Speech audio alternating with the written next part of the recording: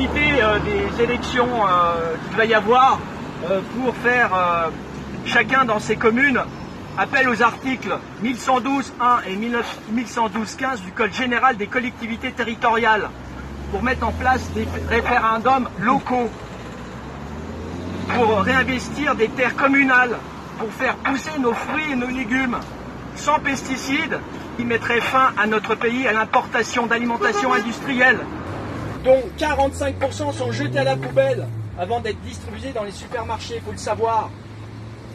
Ce qui apportera une santé aussi bonne que celle dont bénéficient encore nos grands-parents, ce qui mettra fin à la destruction massive de notre planète et de votre acharnement lobbyiste, pharmaceutique, qui nous empoisonne et tue notre système de santé tout entier.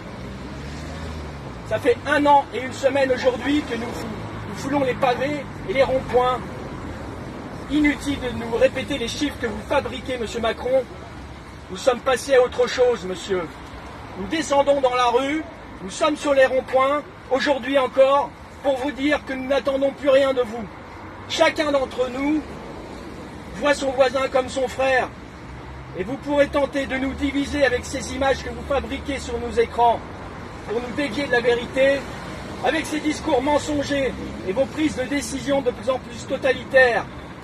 Nous savons tous d'où vient le mal.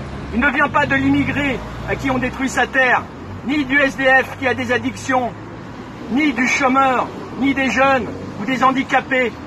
Non, monsieur Macron, il n'y aura pas de guerre civile. Et nous vous le disons d'une seule voix aujourd'hui, nous n'avons pas peur.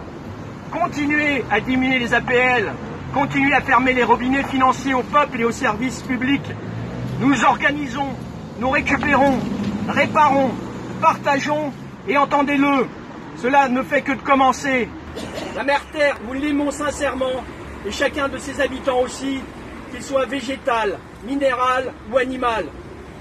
La France est un pays de résistants, d'artisans, où des gens de tous les horizons ont foi en l'amour et un savoir-faire inégalé dans bien des domaines depuis des millénaires.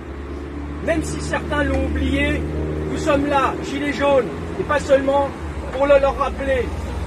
Je voudrais rendre hommage à tous ces militants de terrain, ces recycleries, ces autres associations militantes, tous ces artisans, ces infirmiers, ces médecins, ces pompiers et ces gens de loi et de spiritualité, grâce à qui, chaque jour, nous réussissons un peu plus à nous passer de vous.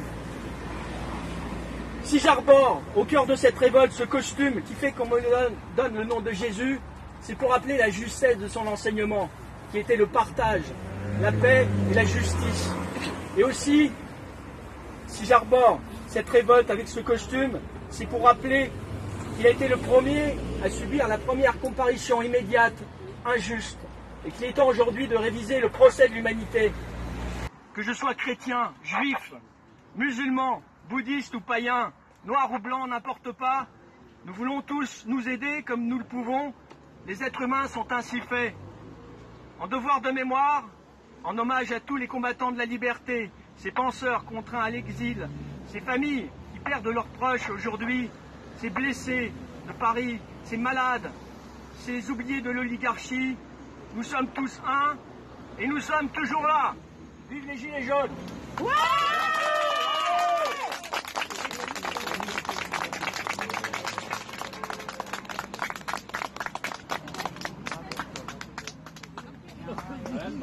Il est bon, Jésus. Vive Jésus.